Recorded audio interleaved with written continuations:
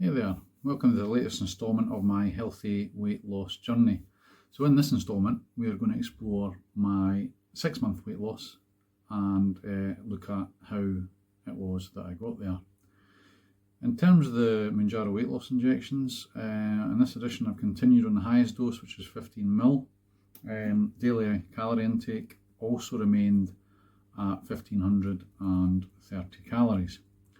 It's just over 2 weeks since my 24-week weight loss. So during this window, I finished a 7-day soup and shake diet with a 300 calorie protein shake for breakfast, and then 1 or 2 portions of healthy homemade soup for lunch and dinner if required. Along with that, I've also continued the trend of doing weekly water fasts and a weekly dry fast as well. So it served me pretty well. Again, in terms of the side effects of Mounjaro, most annoying has been chronic wind in the couple of days after you take the weekly injection. It can be really uncomfortable. But I have only got 6 more doses now of the medication to go. So 1 left on the 15 ml dose, and then I will be dropping back down to the 5 ml dose. Why did I drop down to that dose? Well, actually, it was partially financial because the price of Mounjaro has skyrocketed in recent times. So yeah, that was part of the reason. So, but it's a natural thing to do. There's no side effects from stopping taking Mounjaro at any point apparently. But yeah, just going back down the way for the last one.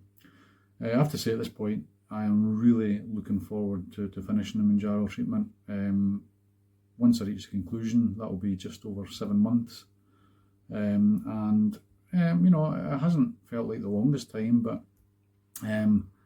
it's definitely been tricky at times as well, just managing some of those side effects. It has supported me well in terms of supporting massive weight loss, but I am looking forward to the end of the side effects and also getting back to better gut health, because gut health is in itself one of the key pillars of good overall health. Apart from the side effects, I've always struggled with the darker autumnal nights. They bring their own challenges for me. As I mentioned in an earlier video, I've suffered most of my life from seasonal affective disorder, which is more commonly referred to as SAD.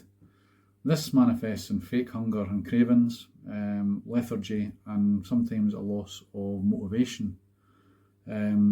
So that can be really tricky to deal with, but I am used to dealing with it. So to combat SAD, I use a light box for a couple of hours each day.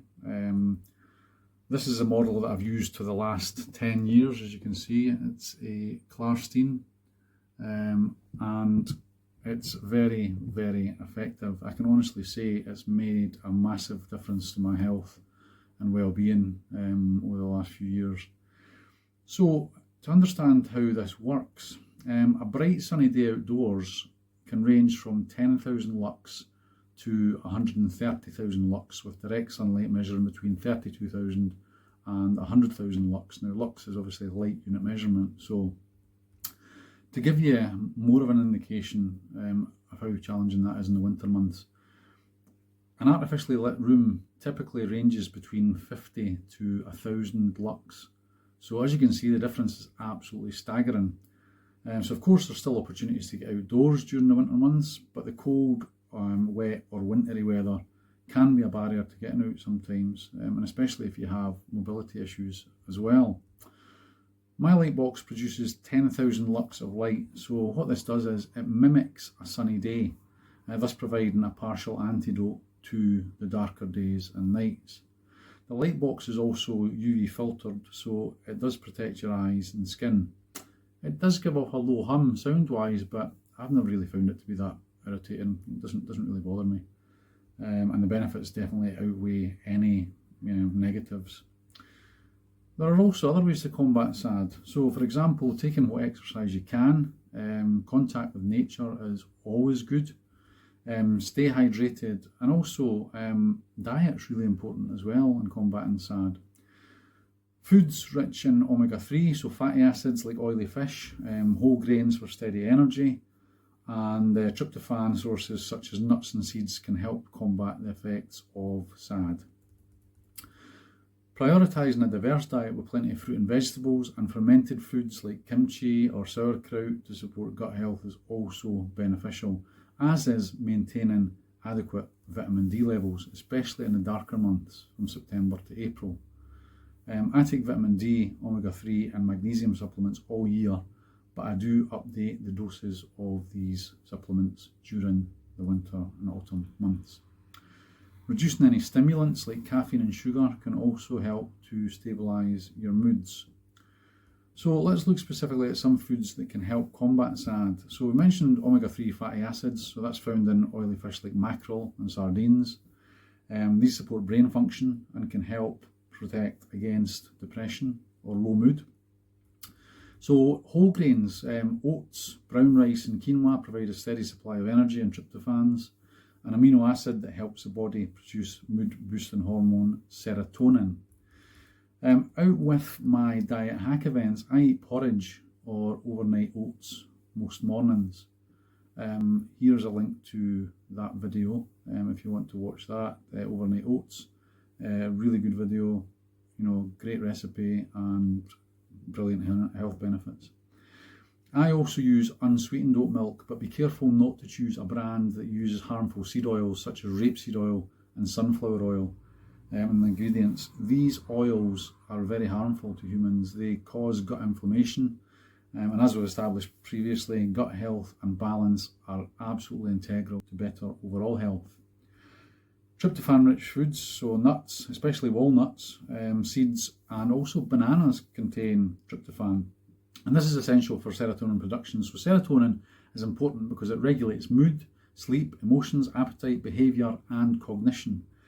So it plays a really key role in a healthy gastrointestinal tract as well.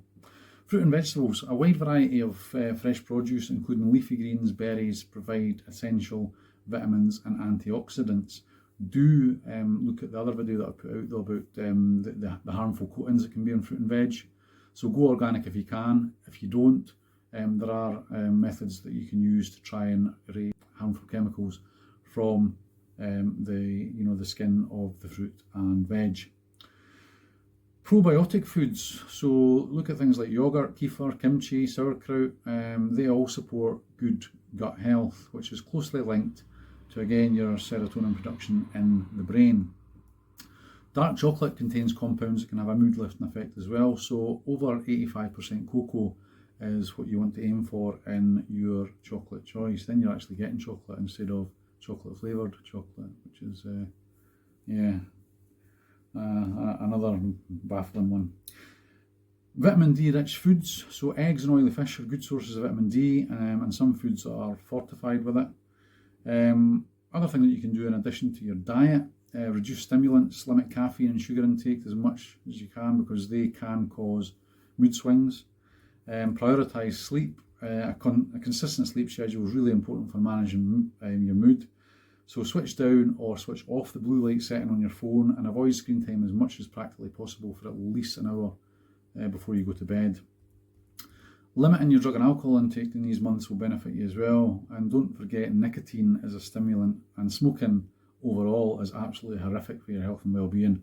Why anybody still does it in this day and age, I have no idea. On then to this edition's weight loss. So you might recall, if you saw the videos, that my 24-week weigh-in, I was 13 stone and 9 pounds. This meant an overall weight loss of 4 stone and 7 pounds, equivalent to a staggering 63 pounds or 28.57 kilograms. So absolutely delighted with that. On though to my 6-month weigh-in, so this is just over 2 weeks on, and I am now down to 13 stone and 4 pounds, giving me a total weight loss of 4 stone and 12 pounds, equivalent to 68 pounds or 30.84 kilograms. So just a couple of pounds away from the 5 stone mark. Got to be delighted with that. Here is a quick shot of the scales and the additional information from the smart scales, just to verify that weight loss. So what this means for my 8-month weight loss challenge is that I've now got 1 stone and 2 pounds or 7.25 kilograms still to go to reach my target of reaching 12 stone. I've got 2 months now to get there, so that's £8 or 7.25 kilograms to lose. So to achieve my goal, I'll need to average almost £2 a week, or just under 1 kilogram. Can I do it? Well, it is hard, and due to sad symptoms, I'm finding it tough to nullify the cravings, but I'm determined to be disciplined. Do tune in to my 7-month weigh-in video, and you'll see my results there, whether they be good or bad. But I am optimistic I can keep this going.